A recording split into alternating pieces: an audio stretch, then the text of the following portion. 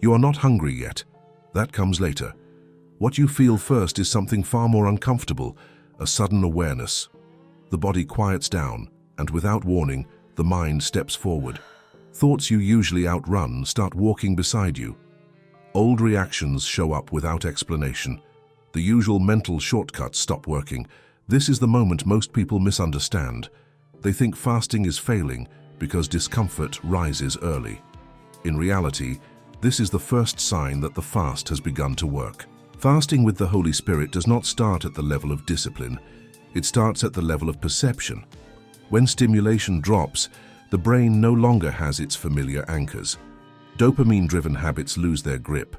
The mind tries to restore control by creating noise. This is not weakness, this is exposure.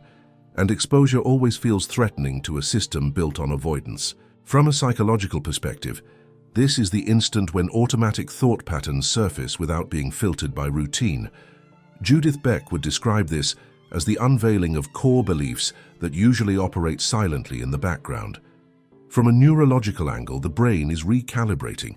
It is searching for certainty where it once relied on repetition.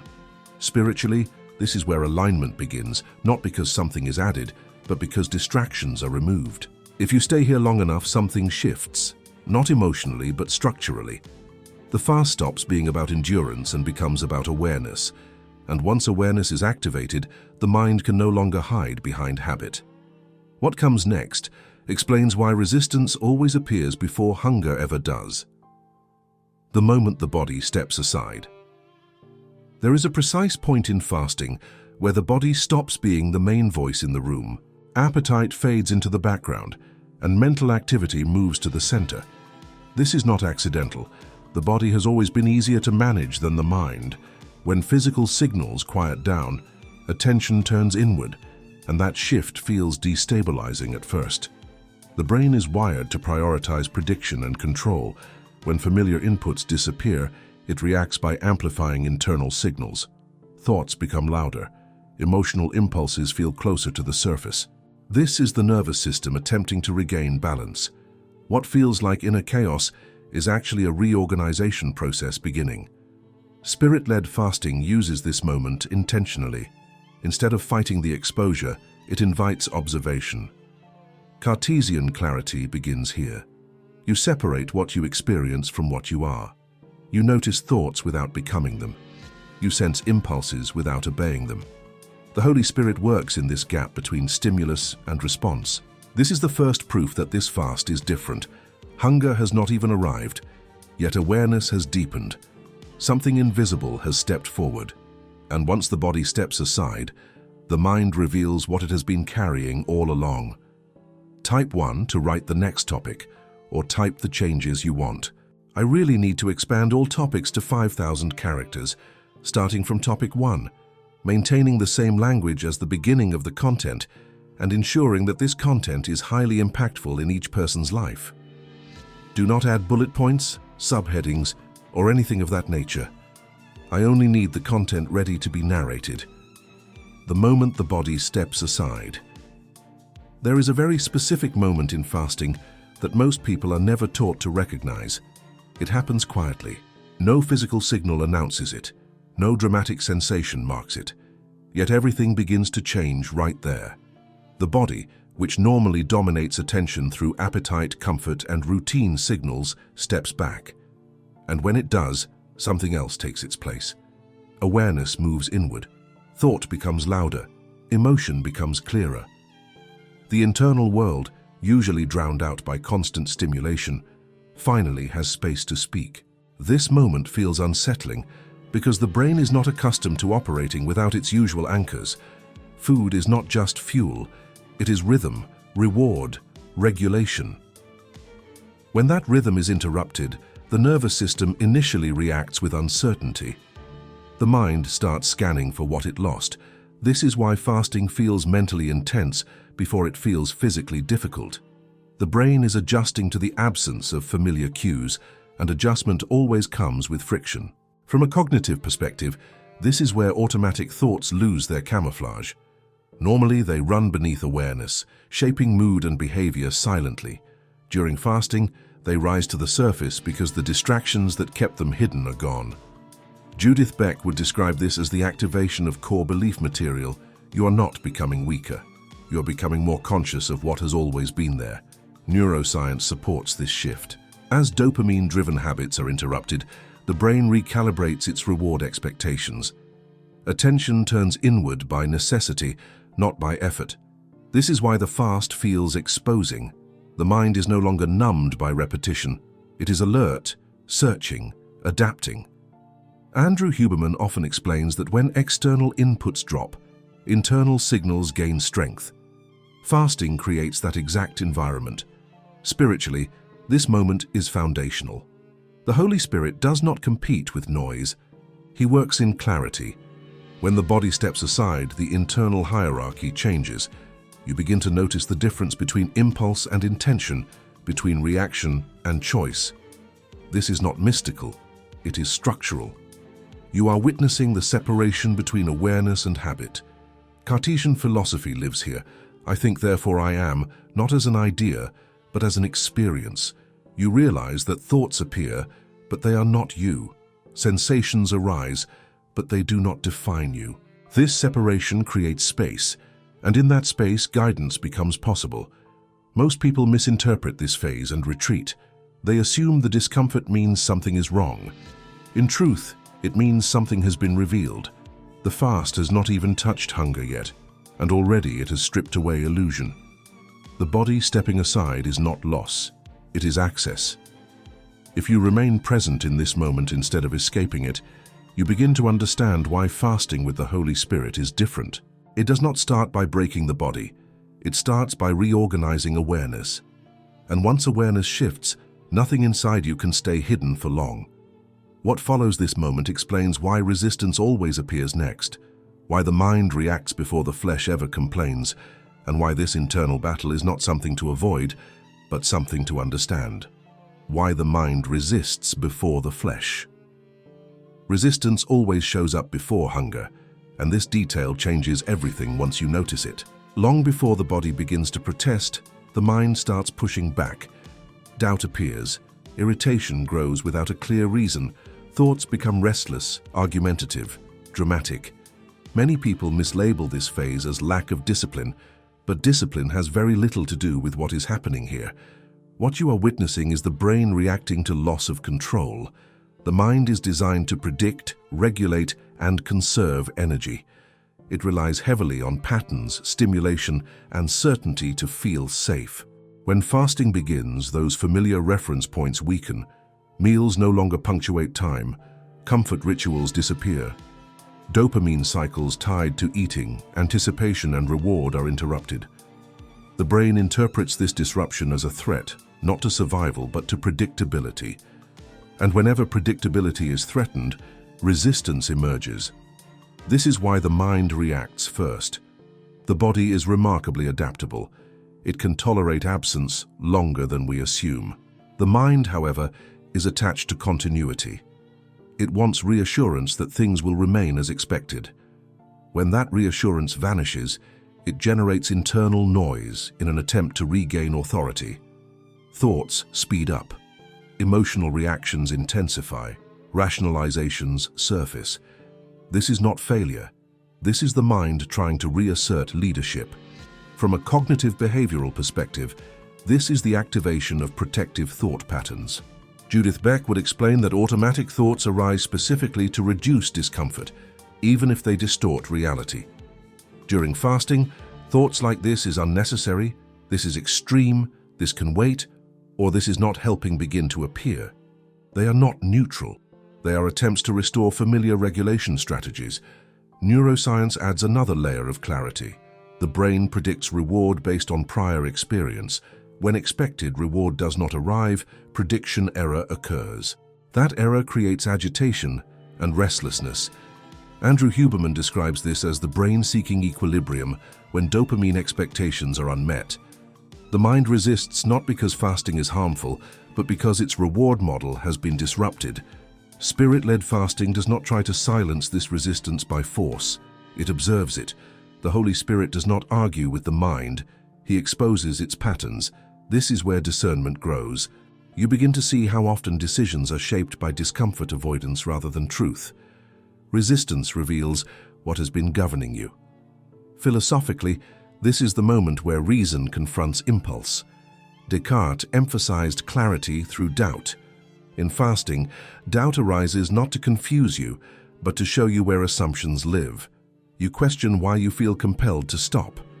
You notice that the urge is mental, not physical. This recognition shifts power away from impulse and back to awareness. Most people quit here because they interpret resistance as danger. In reality, resistance is evidence of transition. The mind senses that its usual authority is weakening. Something deeper is being invited to lead. This is why fasting with the Holy Spirit feels confrontational. It challenges the internal hierarchy. If you stay present through this resistance, something subtle happens. The mind stops shouting and starts listening, not because it has been defeated, but because it has been understood. And once resistance is seen clearly, it loses its urgency. What comes next is even more surprising. The mind does not simply calm down. It enters a state of withdrawal that most people have never been taught to recognize, a phase that explains why fasting feels intense even when the body is still strong. The withdrawal. You were never taught to expect. At this stage, many people are confused by what they feel. The body is still capable. Energy may fluctuate, but collapse has not happened, and yet the inner experience feels heavy, restless, sometimes emotionally raw. This is where fasting is often misunderstood. What you're experiencing now is not physical deprivation, it is cognitive and emotional withdrawal. Modern life conditions the brain to constant input. Information, stimulation, novelty, reassurance, reward. Much of this input is subtle and habitual. Food is only one piece of a much larger system of regulation. When fasting begins, it does not just remove calories. It removes a familiar anchor the brain used to stabilize mood, attention, and emotion. The nervous system notices immediately. Neuroscience explains this clearly. When a regular source of dopamine-linked reward is reduced, the brain enters a recalibration phase. Prediction models fail. Emotional volatility can increase. Focus becomes erratic. This is not pathology. It is adaptation. Andrew Huberman often emphasizes that the brain resists sudden changes in reward availability, even when those changes are beneficial. Fasting exposes that resistance. From a psychological perspective, this withdrawal reveals how much emotional regulation was outsourced to habit. Food soothed stress, anticipation structured time, routine masked uncertainty. When those supports are removed, the mind has to confront experience directly. Judith Beck would describe this as a moment where coping strategies are stripped away, allowing underlying schemas to surface. Spirit-led fasting gives meaning to this discomfort. The Holy Spirit does not numb withdrawal, he reframes it. Instead of interpreting the unease as danger, it becomes information. You begin to see how much of your internal stability depended on external input. This realization is uncomfortable, but it is also empowering. Philosophically, this is where Stoic resilience emerges. Marcus Aurelius wrote about removing excess to reveal strength. Withdrawal during fasting does exactly that. It shows you what remains when comfort is absent. Not to shame you, but to reveal capacity you did not know you had. Emotionally, this phase can feel exposed. Old feelings surface. Irritation arises without a clear target. The mind searches for relief. This is where many people attempt to distract themselves.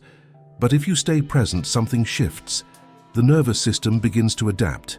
The brain learns that it can function without immediate reward. This adaptation is critical. It creates space for new regulation pathways to form. Calm becomes less dependent on consumption. Focus becomes less reactive. You begin to experience moments of stillness that are not forced, but earned through absence. The withdrawal phase is proof that fasting is doing more than changing behavior. It is restructuring internal regulation. And once that restructuring begins, the mind opens in unexpected ways. What follows is one of the most misunderstood experiences of fasting. Memories, thoughts, and emotions begin to return without invitation, and what seems like distraction is actually illumination. When old thoughts return without invitation. This is the phase that surprises almost everyone.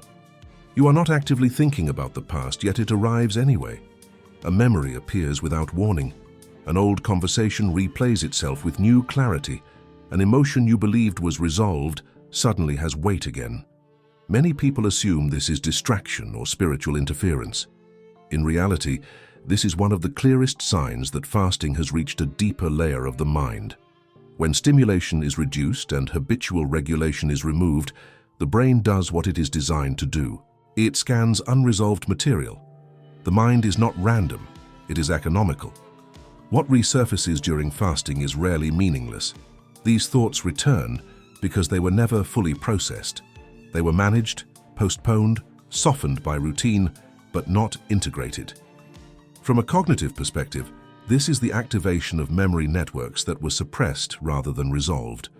Judith Beck explains that the mind avoids unresolved beliefs by keeping attention busy.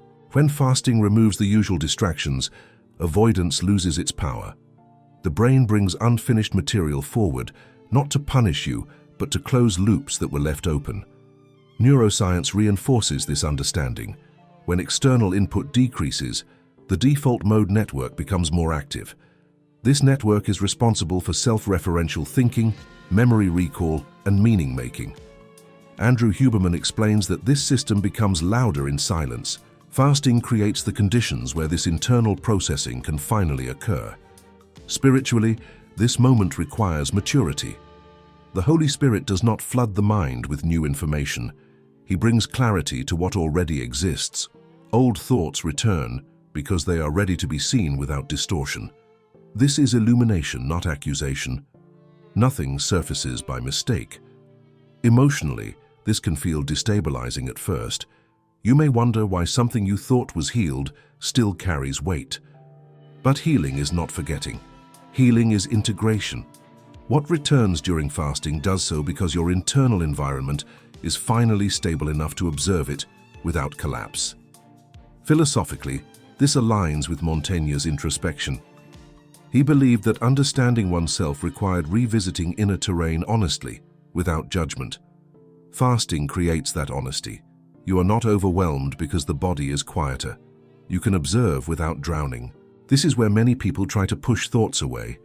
That instinct is understandable but unnecessary. Observation is enough. When a memory arises, you notice it. When an emotion surfaces, you allow it to exist without reacting. This simple posture changes everything. The thought loses its charge. The emotion completes its cycle. The Holy Spirit works precisely here, not through force, but through clarity. When something is fully seen, it no longer needs to return. Awareness resolves what suppression could not. This phase proves something essential. The mind is not your enemy. It has been waiting for the right conditions to speak. Fasting creates those conditions, and once the mind feels heard, it begins to quiet itself naturally. What comes next is the collapse of internal bargaining. When old patterns are exposed, the mind can no longer negotiate its way out. The excuses lose their credibility. And that is where real transformation accelerates. The end of self-negotiation. At this point, something very specific breaks down inside you. The internal dialogue that once negotiated every discomfort begins to lose its authority. The familiar voice that used to say, "Just a little longer, just this once, I will start again later," no longer sounds convincing. Not because you became stronger, but because you became clearer. Fasting with the Holy Spirit dismantles negotiation by exposing its true function. It was never about wisdom. It was about avoidance. The mind negotiates when it senses discomfort and believes escape is possible. Earlier in the fast, negotiation felt urgent because control still seemed within reach. Now that unresolved thoughts have surfaced and emotional withdrawal has run its course, the mind realizes that distraction no longer works. The bargaining collapses because its purpose has been revealed. From a cognitive behavioral lens, this is the weakening of maladaptive coping strategies. Judith Beck describes how thought patterns lose power once their protective role is understood. Negotiation appears logical on the surface, but its goal is emotional relief, not truth. During fasting, relief is delayed, and the strategy fails. Neuroscience explains this shift as well. As the brain adapts to reduced reward, urgency decreases. Dopamine prediction stabilizes.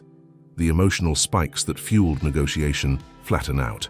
Andrew Huberman often explains that when reward cycles normalize, impulsive behavior loses momentum.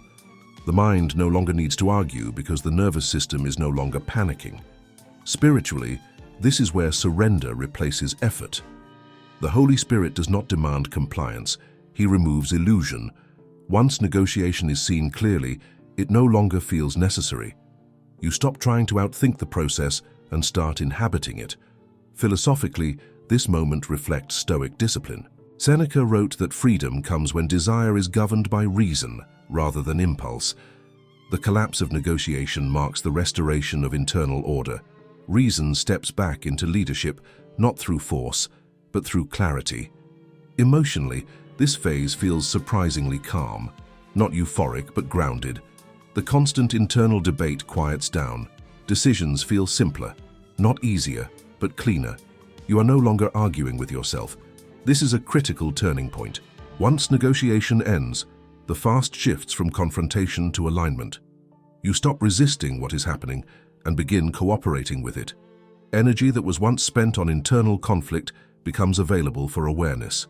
And when conflict dissolves, attention changes. The mind, no longer fragmented by debate, begins to focus differently. Perception sharpens. Distraction loses its pull. What emerges next is not willpower, but a rewiring of attention itself. The rewiring of attention. Once internal negotiation collapses, something subtle but profound begins to happen. Attention changes its posture. It no longer darts from thought to thought looking for relief. It settles, not because the mind is being controlled, but because it is no longer divided. Fasting with the Holy Spirit does not sharpen focus through force, it restores it through coherence.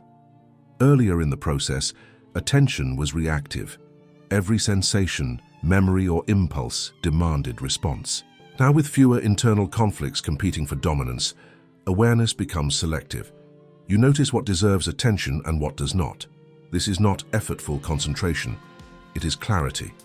Neuroscience explains this transition as a shift in how attentional networks are regulated. When dopamine-driven seeking behavior quiets down, the brain reduces its constant scanning for novelty. Andrew Huberman often describes how focus improves when reward prediction stabilizes. Fasting creates that stability by removing excess stimulation. From a cognitive perspective, this is where metacognition strengthens. Judith Beck emphasizes the ability to observe thoughts rather than be consumed by them. During this phase, thoughts still arise, but they no longer hijack attention. You see them arrive and you let them pass. This creates mental space. Spiritually, this is where discernment begins to feel natural rather than forced. The Holy Spirit does not compete for attention. He becomes noticeable when attention is no longer fragmented. You sense alignment not as emotion, but as direction. Focus moves toward what is meaningful without being pushed. Philosophically, this reflects Aristotelian practice. Aristotle believed virtue was formed through repeated alignment with reason. Attention is the gateway to that alignment. When attention is clear, choice becomes clear. When choice becomes clear, action follows naturally. Emotionally, this phase feels stabilizing. You are less pulled by external triggers. Small irritations lose their power. The nervous system feels organized. This is not suppression, it is regulation. This rewiring of attention is one of the strongest proofs that fasting with the Holy Spirit works beneath the surface. No one sees it from the outside, but you feel it in the way your mind holds experience. Focus becomes intentional. Presence deepens. And with attention rewired, emotional life begins to change as well. What once provoked immediate reaction now passes through awareness calmly. This leads to a surprising outcome. Emotional regulation begins to happen without effort. Emotional regulation without effort. This is where many people expect intensity, but encounter steadiness instead. After the turbulence of withdrawal, exposure, and resistance, emotions begin to behave differently. Not because they disappear, and not because they are being controlled, but because they are no longer amplified by internal conflict. Fasting with the Holy Spirit creates emotional regulation as a byproduct of clarity. Earlier, emotions felt sharp and immediate. Irritation surfaced quickly. Anxiety demanded response. Sadness felt heavier than usual. Now those same emotions arise with less force. They move through awareness instead of taking over it. This is not numbness. It is coherence between mind and body. From a neurological perspective, this shift is expected. As the nervous system exits a heightened threat state, baseline emotional reactivity decreases. Andrew Huberman explains that when stress circuits calm down, emotional responses become proportionate rather than exaggerated. Fasting reduces the constant stimulation that kept the system alert. Cognitively, this reflects a strengthening of emotional literacy. Judith Beck highlights that emotions lose intensity when they are accurately identified rather than resisted. During this phase, you notice what you feel without labeling it as dangerous or urgent. That simple recognition lowers its charge. Spiritually, this is where peace is often misunderstood. Peace is not emotional silence. It is emotional order. The Holy Spirit does not remove feeling. He restores proportion. Joy, sadness, and concern still exist, but none dominate the internal landscape. Philosophically, this echoes Stoic wisdom. Marcus Aurelius taught that suffering comes from judgment, not sensation. When fasting clarifies perception, judgment softens, sensation remains, but suffering decreases. This emotional regulation changes behavior. You respond instead of react. Conversations feel less charged, decisions feel less pressured. The internal climate becomes stable enough to support discernment. This phase is quiet, but powerful. It proves that fasting is not about enduring pain. It is about reorganizing the internal system, so emotion serves awareness rather than controls it. And as emotional noise settles, something else changes. The constant urge to ask, to seek reassurance, to demand answers begins to fade. A different posture of mind emerges, one that listens rather than interrogates. The shift from asking to listening. There comes a moment in fasting when the internal tone changes. The mind stops interrogating reality and starts receiving it. Earlier, questions dominated awareness. Why am I feeling this? When will this end? Am I doing this right? Those questions were not wrong, but they were rooted in uncertainty. Now something different takes their place. A quiet attentiveness, a readiness to listen. This shift does not happen because answers suddenly appear. It happens because the need to force answers dissolves. Fasting with the Holy Spirit changes the posture of consciousness. Instead of reaching outward for clarity, awareness settles inward and recognizes alignment when it is present. From a psychological standpoint, this reflects reduced cognitive urgency. Judith Beck explains that anxious questioning often arises from intolerance of uncertainty. When the nervous system calms and emotional regulation stabilizes, the demand for immediate certainty fades. The mind becomes more receptive.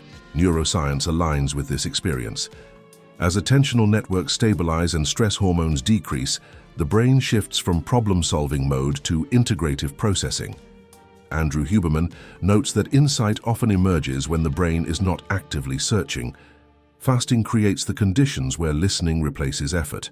Spiritually, this is where guidance feels natural.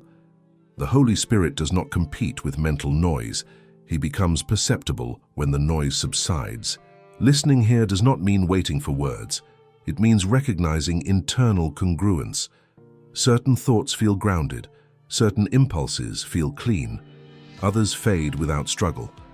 Philosophically, this reflects Descartes' pursuit of clear and distinct perception. When confusion drops away, truth does not need to announce itself loudly. It is recognized by its stability. Listening becomes an act of discernment rather than passivity. Emotionally, this phase feels grounded and steady. You are not searching for reassurance. You are present with what is unfolding. Trust grows not as belief but as experience. This shift changes how decisions are made. Instead of asking endlessly what to do, you notice what aligns. Instead of forcing outcomes, you recognize direction. The mind learns that silence is not emptiness. It is information, and once listening becomes natural, the results begin to show in the most practical place possible: daily life, choices, behavior. This is where proof becomes visible, proof that appears in daily decisions. This is where fasting with the Holy Spirit reveals its most convincing evidence, not in how you feel during the fast, but in how you choose after it. Real transformation always shows up in behavior. Sensations fade, emotions fluctuate, but decisions expose what has actually changed inside. You begin to notice a pause where there used to be impulse. Situations that once triggered immediate reaction now create space. That space is the proof. It is the gap between stimulus and response that allows wisdom to operate. Viktor Frankl described this space as the seat of freedom. Fasting widens it. From a cognitive standpoint, this reflects a shift in decision-making pathways. Judith Beck explains that when core beliefs are clarified and emotional regulation stabilizes, choices become less reactive and more values-driven. You are no longer negotiating with discomfort. You are responding to clarity. Neuroscience supports this shift. As the brain's reward systems recalibrate, impulsive decision-making decreases. Andrew Huberman often explains that when dopamine cycles are balanced, the urge for immediate gratification weakens. Fasting accelerates this balance by interrupting habitual reward loops. Spiritually, this is where discernment becomes visible. You say no without resentment. You say yes without anxiety. Boundaries feel natural. Courage appears quietly. The Holy Spirit's influence is not dramatic. It is precise. Philosophically, this reflects Aristotelian ethics in action. Virtue is not an abstract idea.